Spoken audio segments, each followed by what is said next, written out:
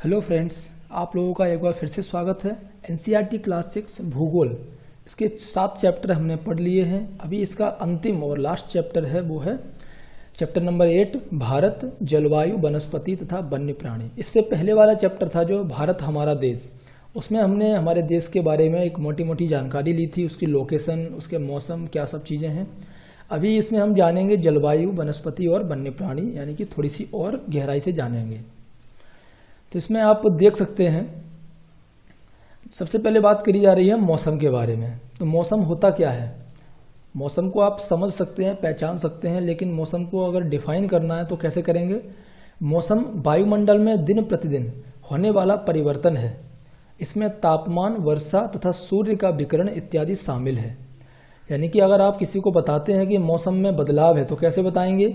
या तो गर्मी बढ़ जाएगी, सर्दी बढ़ जाएगी, या फिर वर्षा होगी या नहीं होगी, या फिर सूर्य की रोशनी या सूर्य का विकिरण, ये सब में जब परिवर्तन आता है, यानी कि वायुमंडल में दिन प्रतिदिन होने वाला परिवर्तन ही मौसम होता है। तो ये समझ गए आप, इसे होते हैं मौसम। जैसे कि हमारे यहाँ पर देखा जाए भारत में तो कुछ प्रमुख मौसम ये होते हैं, जैसे दिसंबर से लेकर फरवरी तक सर्दियों का मौसम होता है, मार्च से लेकर मई तक गर्मियों का मौसम, जून से सितंबर तक जो दक्षिण पश्चिम मानसून आते हैं उसकी वजह से वर्षा होती है तो वर्षा का मौसम, और अक्टूबर और नवंबर में जब मानसून लौटता है तो उसकी वजह से शरद ऋतु होती है, जो बोला जाता है। तमिलनाडु और आंध्रा के कुछ हिस्सों में बारिश ज़्यादा होती है उस समय। तो ये होते हैं भारत में कुछ मुख्य मौसम। अभी यहाँ पर जो एक शब्द आया था दक्षिण पश्चिम मानसून, जैसे मैंने आपको बताया था, यह मानसून के आने तथा आगे बढ़ने का मौसम है। जिस समय भारत में मानसून आता है, जैसे कि फिलहाल का समय है, अभी मानसून भारत में कदम रखने वाला है कुछ ही दिन में। तो अभी इस समय जो दक्षिण पश्चिम साइड से, यानी कि महाराष्ट्र साइड से, जैसे कि अरब सागर से और बंगाल की खाड़ी से, दोनों की तरफ से जो हवाएं हैं वो जमीन से, जो समुद्र है उससे स्थल की ओर, जमीन की ओर बढ़ती हैं, हमारे देश की ओर बढ़ती हैं। तो वे अपने साथ नमी भी लाती हैं, और जब ये हवाएं पहाड़ों से टकराती हैं तब वर्षा होती है। तो दक्षिण पश्चिम मानसून का मतलब होता है वर्षा का मौसम। और मानसून के लौटने का मौसम क्या होता है? इस समय जो हवाएं हैं, जब बारिश हो जाती है तो उसके बाद वो स्थल भाग से लौटकर बंगाल की खाड़ी की ओर बहती हैं, और यह मानसून के लौटने का मौसम होता है। तो उस समय भी हवा में थोड़ी सी नमी होती है, और ये हवाएं भारत के दक्षिणी भागों, खास करके तमिलनाडु और आंध्र प्रदेश में इस समय पर लौटते समय वर्षा करती हैं। इसीलिए तमिलनाडु में वर्ष में 2 बार वर्षा ज़्यादा होती है, एक तो जब मानसून आता है उस समय, और जब मानसून लौटता है उस समय। मौसम के बारे में आप जान गए कि जो परिवर्तन होते हैं वायुमंडल में उसको मौसम कहते हैं, और किसी स्थान पर अनेक वर्षों में मापी गई मौसम की औसत दशा को जलवायु कहते हैं। यानी कि बहुत सारे वर्षों में जब एवरेज जो मौसम कैसा रहता है, इसकी जो गणना की जाती है उसे बोला जाता है उस जगह की जलवायु। अगर मोटे शब्द में बोला जाए तो भारत की जो जलवायु है वो मानसूनी जलवायु है, क्योंकि भारत की पूरी व्यवस्था या सब कुछ मानसून के ऊपर डिपेंड करती है। मानसून के ऊपर हमारे यहाँ खेती डिपेंड करती है। मानसून के अनुसार ही हम लोग अपने आप को ढाल चुके हैं। जैसे जैसे दिसंबर का महीना आता है सभी घरों में या मार्केट्स में सभी जगह ऊनी कपड़े सब मिलना शुरू हो जाते हैं, सर्दियां बढ़ जाती हैं। उसी तरह से भारत की जलवायु को मोटे तौर पर मानसूनी जलवायु कहा जाता है, क्योंकि भारत में जो कृषि है वो वर्षा पर निर्भर है, और अच्छे मानसून का मतलब है पर्याप्त वर्षा या प्रचुर मात्रा में फसलों का उत्पादन। किसी स्थान की जलवायु उसकी स्थिति, ऊंचाई और समुद्र से दूरी तथा उच्चावच पर निर्भर करती है। इस लाइन को याद रखिए। अगर जैसे कि हर जगह की जलवायु के बारे में आपको बताया कि वहाँ पर वर्षों में जो मौसम जो एवरेज रहा था उसे वहाँ की जलवायु बोला जाता है, लेकिन भारत में सभी जगह की जलवायु सेम नहीं है। पहाड़ों में कुछ अलग तरीके की जलवायु है, मरुस्थलों में अलग तरीके की जलवायु है, मौसम अलग रहता है, और जो कोस्टल एरिया है, जो तटीय भाग हैं, वहाँ पर अलग रहती है। तो ये सब डिपेंड किस लिए करता है, चेंजेस क्यों होते हैं? क्योंकि सभी जगह की स्थिति, कौन सी जगह पर वो चीज़ है, वो जगह है, वहाँ कितनी ऊंचाई पर है, समुद्र से दूरी कितनी है, और उच्चावच, इस पर निर्भर करती है। इसलिए ये बात रखें, जलवायु किस किस पर डिपेंड करती है? स्थिति, ऊंचाई, समुद्र से दूरी और उच्चावच पर। जैसे कि एग्जाम्पल के लिए राजस्थान के मरुस्थल हैं, जैसलमेर और बीकानेर, वो बहुत ही गर्म रहते हैं, जबकि जम्मू कश्मीर जो कि भारत में ही है, उसके द्रास और कारगिल के जो बर्फीली ठंड पड़ती है। तो ये दोनों एक ही देश के भाग हैं, लेकिन वहाँ की जलवायु अलग अलग है। जबकि समुद्र तट पर होने के कारण जो कोलकाता है, मुंबई है, ये स्थान है, वहाँ पर बहुत ज़्यादा नमी होती है, आर्द्र बहुत होते हैं और वहाँ का मौसम ना ज़्यादा सर्दी होती है ना ही ज़्यादा गर्मी होती है। और विश्व में सबसे अधिक वर्षा मेघालय में स्थित मौसिनराम में होती है। इस बात को याद रखिए, सबसे अधिक वर्षा होती है भारत में मेघालय में मौसिनराम में, जबकि किसी किसी वर्ष राजस्थान की जैसलमेर में वर्षा होती ही नहीं है। अभी टॉपिक है अपना अगला, वो है प्राकृतिक वनस्पति। सबसे पहले देखिए प्राकृतिक वनस्पति होती क्या है। वनस्पति में आप समझते हैं पेड़ पौधे ये सब चीज़ें वनस्पति है, लेकिन घास, झाड़ियाँ और पौधे जो बिना मनुष्य की सहायता के उपजते हैं उन्हें प्राकृतिक वनस्पति कहा जाता है। क्योंकि बहुत सारे जो पौधे पेड़ होते हैं, जैसे कि हम लोग बीज डालते हैं, पैदा करते हैं, तो उन्हें प्राकृतिक वनस्पति नहीं कह सकते हैं। लेकिन ऐसी पौधे या घास या झाड़ियाँ जो बिना किसी मनुष्य की सहायता से पैदा हो जाते हैं उन्हें बोला जाता है प्राकृतिक वनस्पति। अभी जैसे कि इस चित्र में देखिए, यहाँ पर 1.5 मीटर 5 मीटर पर झाड़ी वाली परत, तरुण वृक्ष, ये पेड़ों की ऊंचाई के हिसाब से इनको बांटा गया है। उष्णकटिबंधीय वर्षा वन, जैसे कि भारत देश है, जैसे उष्णकटिबंधीय कौन सा एरिया है जो कि भूमध्य रेखा से 30 डिग्री जो नॉर्थ और साउथ में है उसको बोला जाता है उष्णकटिबंधीय जो क्षेत्र है। तो हमारा देश है, हमारे देश का मैक्सिमम जो भाग है, जैसे कि 8 डिग्री 4 मिनट से लेकर के 37 डिग्री 6 मिनट तक भारत का उत्तरी अक्षांश में स्थित है। तो 30 डिग्री तक भारत का मैक्सिमम, यानी कि बहुत सारा भाग आ जाता है। इसीलिए भारत जो है वो उष्णकटिबंधीय क्षेत्र में मैक्सिमम पाया जाता है। अभी यहाँ पर बात आती है कि हमें वनों की आवश्यकता क्यों है। वन हमारे लिए बहुत ही लाभदायक हैं। ये विभिन्न कार्य करते हैं। पेड़ पौधे ऑक्सीजन छोड़ते हैं, जिसकी वजह से हम सांस लेते हैं।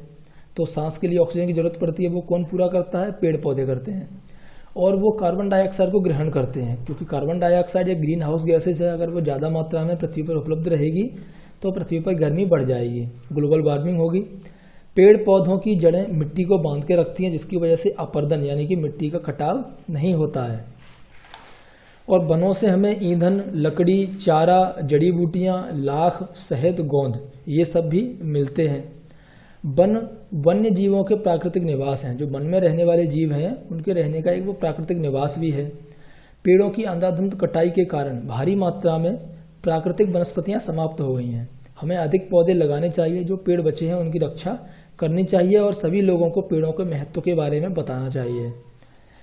ये है पेड़। इस पेड़ से इतनी सारी चीज़ें हमें प्राप्त होती हैं। मिट्टी को बांध के रखता है, रबड़, इमारती लकड़ी, वन्य जीवों का प्राकृतिक निवास, गोंद एवं लाख, फल, शहद, ऑक्सीजन, दवाइयाँ, रहने के लिए जो लकड़ी चाहिए होती है वो, चारा, ईंधन और खेल का सामान और फर्नीचर, ये सब चीज़ें हमें पेड़ों से मिलती हैं, यानी कि वनों से मिलती हैं। वन में विभिन्न प्रकार के वन्य जीवों का भी निवास होता है। वनों में जंतुओं की हजारों तरह की प्रजातियां भी मिलती हैं। बड़ी संख्या में विभिन्न प्रकार के सरीसृपों, उभयचरों, पक्षियों और स्तनधारियों, कीटों तथा कृमियों का निवास भी होता है। अभी हम कुछ मुख्य पशुओं के बारे में जानते हैं। जैसे हमारा राष्ट्रीय पशु है बाघ। बाघ बहुत सारे देश के विभिन्न भागों में पाया जाता है। गुजरात में गिर जहाँ पर नेशनल पार्क भी है, गिर वन में एशियाई शेरों का निवास है। हाथी और एक सींग वाले गैंडे असम के जंगलों में मिलते हैं। हाथी केरला और कर्नाटका में भी पाया जाता है। ऊंट भारत के रेगिस्तानी तथा जंगली गधा कच्छ के रण में पाया जाता है। जंगली बकरी, हिम तेंदुआ और भालू, इन बातों को याद रखिए कौन से जानवर कहाँ मिलते हैं। जंगली बकरी हुई, हिम तेंदुआ यानी कि बर्फ वाला तेंदुआ और भालू, ये सभी हिमालय के क्षेत्र में पाए जाते हैं। और इसके अतिरिक्त बहुत से दूसरे जानवर हैं, जैसे बंदर, सियार, भेड़िया, नीलगाय, चीतल, ये भी हमारे देश में मिलते हैं। पक्षियों की बात करें तो भारत में पक्षियों की भी बहुत सारी प्रकार हैं, बहुत सारे पाए जाते हैं। मोर है जो हमारा राष्ट्रीय पक्षी है। और भारत में तोता, मैना, कबूतर, बुलबुल और बत्तख इत्यादि प्रकार के भी पक्षी पाए जाते हैं। भारत में बहुत ही तरीके के राष्ट्रीय पक्षी उद्यान भी हैं, जो कि पक्षियों को उनका प्राकृतिक निवास प्रदान करते हैं, जिससे कि वो शिकारियों के शिकार होने से बच जाते हैं। भारत में सांपों की भी बहुत सारी सैकड़ों प्रजातियां पाई जाती हैं। उनमें कोबरा और करेत प्रमुख प्रजातियां हैं। वनों के कटने और जानवरों के शिकार के कारण भारत में पाए जाने वाले वन्य जीवों की प्रजातियां बहुत ही तेजी से घट रही हैं। यहाँ तक कि बहुत सी प्रजातियां हैं जो समाप्त भी हो चुकी हैं। उनको बचाने के लिए देश में बहुत से नेशनल पार्क, पशु विहार और जीव मंडल आरक्षित क्षेत्र स्थापित किए गए हैं। और सरकार ने हाथियों और बाघों को बचाने के लिए बाघ परियोजना और हस्ती परियोजना जैसी परियोजनाओं को शुरू किया है। तो हस्ती परियोजना का भी नाम आता तो याद रखिए, हाथियों के रिगार्डिंग है। आप लोग चाहें तो सर्च कर सकते हैं बहुत सारे पशु विहारों के नाम, कौन से पार्क हैं। चाहे तो आप वन्य जीवों के संरक्षण में भी हाथ बटा सकते हैं। आप जानवरों के शरीर के विभिन्न अंगों जैसे हड्डी, सींग और पंख, इनसे बनने वाले पदार्थों को खरीदने से मना कर सकते हैं। अब यहाँ पर एक नोट करने वाली बात है कि प्रत्येक वर्ष वन्य जीव सप्ताह कब मनाया जाता है, तो अक्टूबर के पहले सप्ताह को प्रत्येक वर्ष वन्य जीव सप्ताह के रूप में मनाया जाता है। इस बात को नोट कर लीजिए। अभी जैसे कि मौसम बदलता है जब, तो बहुत सारे पक्षी हैं, आपने देखा होगा बहुत सारे पक्षी मौसम के हिसाब से एक देश से दूसरे देश, एक राज्य से दूसरे राज्य में आते जाते रहते हैं। तो यहाँ पर कुछ नाम हैं जैसे पिंटेल बत्तख, करलियू, फ्लेमिंगो, ऑस्प्रे, लिटिल स्टिंट, ये प्रत्येक वर्ष सर्दी के मौसम में हमारे देश आते हैं। और सबसे छोटी लिटिल स्टिंट जिसका वजन ओनली 15 ग्राम होता है, जो कि आर्कटिक प्रदेश से, जो कि नॉर्थ पोल पर है, उत्तरी ध्रुव पर आर्कटिक प्रदेश से 8000 किलोमीटर की दूरी तय करके भारत आती है।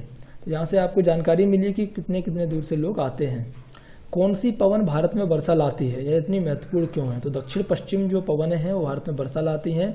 ये महत्वपूर्ण इसीलिए है क्योंकि ये बंगाल की खाड़ी और अरब सागर से उठती हैं और भारत में वर्षा का यही सबसे बड़ा कारण है या माध्यम है। भारत के विभिन्न मौसमों के नाम लिखिए, गर्मी, सर्दी, शरद ऋतु और बसंत ऋतु या वर्षा ऋतु। प्राकृतिक वनस्पति क्या है, तो प्राकृतिक वनस्पति कौन सी थी, मैंने जो हाईलाइट की हुई थी, ऐसी वनस्पति या ऐसे पेड़ पौधे जो कि बिना मनुष्य की सहायता के पैदा हो जाते हैं, प्राकृतिक वनस्पति कहलाते हैं। कुछ टिक विकल्प हैं। विश्व में सबसे अधिक वर्षा वाला क्षेत्र कौन सा है, मौसिनराम। जंगली बकरी और हिम तेंदुए कहाँ पाए जाते हैं, हिमालय क्षेत्र में। दक्षिण पश्चिम मानसून के समय आर्द्र पवनें कहाँ बहती हैं, दक्षिण पश्चिम मानसून के समय समुद्र से स्थल की ओर।